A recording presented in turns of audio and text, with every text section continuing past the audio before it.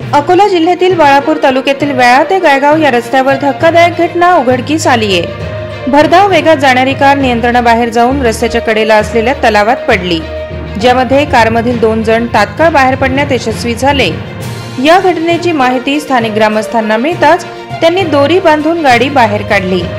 पावसाच्या दिवसांमध्ये वाहनाचा वेग कमी ठेवा असे प्रशासनाकडून वारंवार आवाहन करण्यात येत आहे। नदी किंवा जेथे पाणी वाहत आहे तेथील नाले ओलांडू नका। या घटनेमध्ये सुदैवाने वाहन खोल पाण्यात गेले नाही, अन्यथा मोठा अनर्थ घडला असता।